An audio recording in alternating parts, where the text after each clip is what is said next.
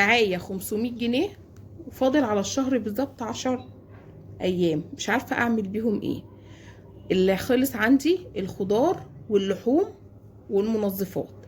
تعالى اقولك في الفيديو دوت تعملي ايه بال 500 جنيه دول عشان تمشي بيتك بالظبط بالظبط كده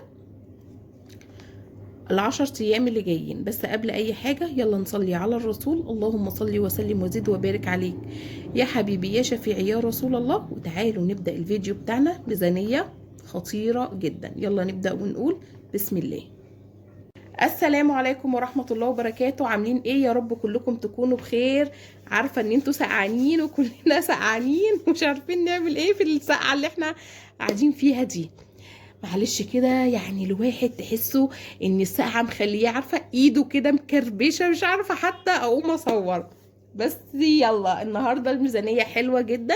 ميزانية ال500 جنيه في اخر 10 ايام من الشهر. اللي يعني معايا 500 جنيه بس يا ام يوسف، وعايزة لحوم وعايزة خضار وعايزه خزين وعايزه منظفات. تعالى اقولك في الفيديو ده هتجيبي ايه بالظبط. بس قبل اي حاجه يلا نصلي على الرسول. اللهم صل وسلم وزد وبارك عليك يا حبيبي يا شفيعي يا رسول الله. وتعالوا نبدا الفيديو بتاعنا النهارده. فيديو مهم جدا جدا جدا ومليان بحاجات خطيره جدا. دي قناتي، قناه ام يوسف. يا رب تعجبكم وتنول اعجابكم، ولو عجبتكم حطي لي لايك ما تستخسريهوش فيا. تعالوا نبدا الفيديو بتاعنا. بصوا يا بنات، اول حاجه خالص انا هقسم ال 500 جنيه دول لايه؟ ل 250 وال 250. يعني ايه يا ام يوسف؟ يعني هاخد اول حاجه 250 اللي هجيب بيهم اللحوم، وال 250 التانيين اللي هجيب بيهم ب 100 جنيه خضار، ب 100 جنيه خزين، ب 50 جنيه منظفات. طيب تعالوا كده نشوف هنفنط ونجيب ايه في الخزين، وهنفنط ونجيب ايه في الخضار، وهنفنط وهنجيب ايه في اللحوم، وهنفنط وهنجيب ايه في المنظفات. حطي اللايك ما تستخسرهوش فيا. وتعالي نبدا هنقول ايه. تعالي اقول لك اول حاجه كده هناخد ال 250 جنيه بتوع اللحوم ونروح نجيب ايه. بصوا كده يا بنات، اول حاجه خالص هروح اجيب نص كيلو بانيه. هروح عند بتاع الفراخ هقول له عايزه نص كيلو بانيه. نص كيلو البانيه عامل 80 جنيه، البانيه دلوقتي عامل 160 جنيه. طيب هجيب نص كيلو البانيه ب 80 جنيه. طيب قال لك الفراخ غاليه شويه عن ب 200، هاتي بال 80 جنيه. هاتي بال 80 جنيه. انت عامله لك ميزانيتك هم 80 جنيه للبانيه. بس هو عندنا هنا الكيلو ب 160، يعني النص كيلو ب 80 جنيه، يبقى انت هتجيبي ب 80 جنيه البانيه. وهجيب كيلو اجنحه، هجيب كيلو اجنحه. كيلو الاجنحه ب50 ب55.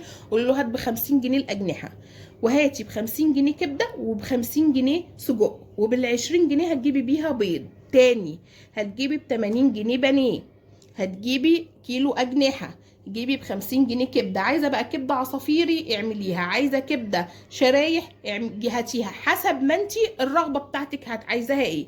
كبده شرايح او عصافيري. وهتجيبي ب50 جنيه سجق، وب20 جنيه بيض، وب20 جنيه بيض. طب عشان هقولك الاكلات كمان اللي احنا هنمشي بيها في المنيو بتاعنا. طب انت كده النص كيلو البانيه ادي يوم، الاجنحه ادي يوم كمان، احنا فاضل على الشهر 10 ايام.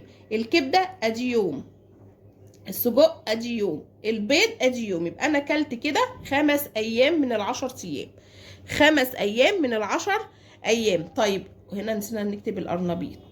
طيب يبقى انا كده كلت 5 ايام. يبقى انا همشي ال10 ايام دول بقى ازاي يا بنات؟ يوم ويوم، يوم ويوم. يوم عملت بانيه، تاني يوم هعمل قرنبيط. يوم عملت كبده، تاني يوم هعمل كشري. يوم عملت سجق، تاني يوم مثلا هعمل فول بقوطه وبطاطس محمره.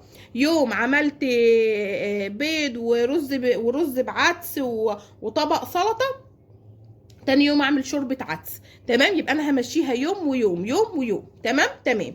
يبقى انا كده جبت ب 250 جنيه اللحوم يا بنات، ب 250 جنيه اللحوم. ركزي معايا عشان لو معاكي ال 500 جنيه تمشي دنيتك، ما تمديش ايدك لحد خلال ال10 ايام اللي جايين لك دول. طيب تاني حاجه عندنا مشتق. يبقى احنا كده خدنا مشتق اللحوم، خلاص احنا جبنا اللحوم بتاعتنا. هاخد 100 جنيه خضار. طب الخضار ده شامل ايه يا ام يوسف؟ الخضار ده هنزل هجيب قرنبيطه. القرنبيطه دلوقتي تعملها 15 20 جنيه. هجيب قرنبيطه، هجيب قوطه، هجيب بطاطس، هجيب خيار، هجيب فلفل. تمام. واجيب بتنجان، قصدي رومي، بتنجان رومي. عشان يوم كده نعمل صينيه مسقعه، ممكن يوم نعمل بابا غنوج وبطاطس مهروسه، نمشيها اللي هو اليوم ويوم، يوم ويوم. طيب يبقى انا كده مشيت، كمان جبت الخضار بتاعي بال100 جنيه، هروح السوق كده واروح واخده هي ال100 جنيه بس، وهجيب بيها الخضار بتاعتي وامشي دنيتي، وامشي دنيتي على قدي عشان ما مدش ايدي لحد. يبقى احنا كده جبنا البند بتاع الخضار، يبقى احنا جبنا بند اللحوم ب 250 جنيه، جبنا البند بتاع الخضار ب 100 جنيه. الخزين هعمل له 100 جنيه برضو، هروح واخده ال 100 جنيه وراحه للبقال، هجيب كيلو رز، كيلو الرز في حدود 24، كيلو مكرونه برضو ب 24، هجيب ربع كيلو عدس عشان هنعمل في يوم عدس، هجيب عدس بجبه ب 10 جنيه، عدس بجبه هعمل يوم برضو كشري. المكرونه اللي هجيبها يا بنات هعملها ايه؟ هجيب نص مكرونه صغيره على اسباجيتا ونص هعمله قلم، يبقى يوم نعمل مثلا مكرونه بقوطه بيض محمر في الزبده وناكل. يبقى انا هجيب الكيلو دوت نص كيلو مكرونه صغيره على اسباجيتا عشان هعمل اكله الكشري، وجايبه ب 10 جنيه عدس. تمام. واليوم التاني اعمل مكرونه بقوطه. عايزه بقى تعمليها بالبانيه، اخد نص البانيه مثلا، اعمل بقى صينيه بشاميل اللي هي النجريسكو واقلي الباقي. طيب عايزه تعمليها مكرونه بقوطه وبانيه، حسب ما انت عايزه، حسب ما انت عايزه وحسب ما اولادك بيحبوا ياكلوا ايه. تمام. تمام. يبقى انا جبت كيلو رز وكيلو مكرونه وب10 جنيه عدس اصفر، وربع كيلو عدس بجبه، ربع كيلو عدس اصفر وب10 جنيه عدس بجبه، ادي كده 75 جنيه. معايا 25 جنيه هعمل بيهم ايه يا ام يوسف؟ هجيب ب10 جنيه شعريه، وال15 جنيه هجيب فلفل وكمون، هجيب فلفل وكمون. تمام. تمام. يبقى انا كده جبت بال10 جنيه بتاعي الخزين اللي هيكفيني ال10 ايام اللي قدام. طب انا عندي رز ومكرونه يا ام يوسف جايباهم من اول الشهر ومش محتاجه بكليات ولا حاجه، اخلي ال100 جنيه للحوم. يعني انا عندي الخزين بتاعي، لا اخلي ال100 جنيه دي للحوم، ازود بقى ممكن اجيب بقى 3 وراك بيهم ونطبخ في يوم محشي. طب ما عنديش اجيب الرز والمكرونه. احنا بنتكلم، انا حاطط لكم كل البنود ان انت لو عندك اللحوم ما عندكيش الخزين هتجيبي خزين. طب لو عندك خزين زودي اللحوم، هاتي بقى 3 وراك بيهم، هاتي حسب ما انت عايزه، هاتي مثلا ربع كيلو لحمه مفرومه، اعمل صينيه مكرونه بشاميل حسب ما انت عايزه وولادك بيحبوا. تمام. تمام. ب50 جنيه منظفات. طب يا ام يبقى احنا كده عملنا بند الخزين. طب ب50 جنيه منظفات، ال50 جنيه المنظفات دي اعمل بيها ايه؟ طبعا عايزين صابون سائل 10 ايام، هجيب ب20 جنيه صابون سائل، كيلو الصابون ب10 جنيه، كيلو الصابون ب10 جنيه، هجيب ب20 جنيه صابون، هجيب ب10 جنيه مسح الارضيات عشان لما اجي امسح الارض، هجيب ب5 جنيه سلك، وهجيب بال15 جنيه كيس اريال كبير غسلت شراب على ايدي. عندي الغساله فوق اوتوماتيك، هغسل غسلتين في خلال 10 ايام ولا 3 غسلات في خلال 10 ايام حسب ما انت عايزه. طيب انا ما عنديش اللي هي بتتفتح لفوق وعندي اوتوماتيك، اجيب نص كيلو مسحوق اوتوماتيك ب25 جنيه، واجيب ب20 جنيه صابون سائل وب5 جنيه سلك، وامشي دنيتي. كل واحد حسب احتياجاته، انا كتبت لك كل الاحتياجات اهو. يعني عندك اوتوماتيك، اجيب نص كيلو اوتوماتيك ب25 الاوكسي، اغسل بيه 3 غسلات في ال10 ايام دول. عندي فوق اوتوماتيك اجيب كيس ابو 20 او على ابو 15 حسب ما انت عايزه، اغسل غسلتين او 3 غسلات منه. طيب عندي ما عنديش صابون سايل، هجيب الصابون السايل مثلا 2 كيلو واعمل بيهم خلال الشهر بتاعنا. تمام. تمام. يبقى انت هنخلي 50 جنيه منظفات، وهنخلي 100 جنيه خزين و100 جنيه خضار، وال250 جنيه اللحوم. طيب يا ام يوسف قولي لنا هنمشي اكلنا ازاي بال10 ايام دول؟ هقول لك. هنعمل يوم مثلا بانيه ومكرونه، تاني يوم نعمل شوربه عدس، ما احنا جايبين العدس. اليوم اللي بعده هعمل مثلا اجنحه في الفرن، اللي بعده بقى اعمل صينيه مسقعه، ما انا جايبه بطاطس في الخضار وجايبه بتنجان.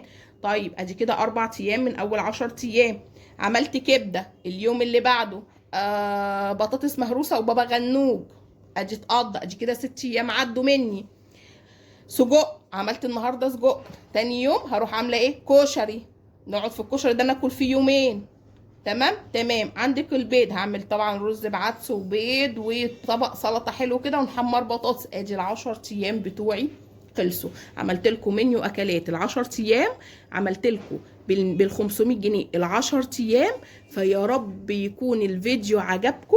دي قناتي، قناه ام يوسف. ما تنسوش تصلوا على الرسول في الكومنتات، اللهم صل وسلم وزد وبارك عليك يا حبيبي يا شفيعي يا رسول الله.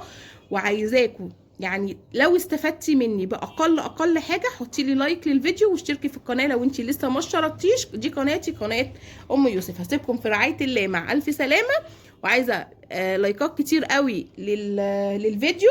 وهسيب لكم قناتي الجديده، عشان عملت قناتي بقى باسم مروه نجم، هسيبها لكم في اول تعليق مثبت تحت، بس انا لسه ما نزلتش عليها فيديوهات.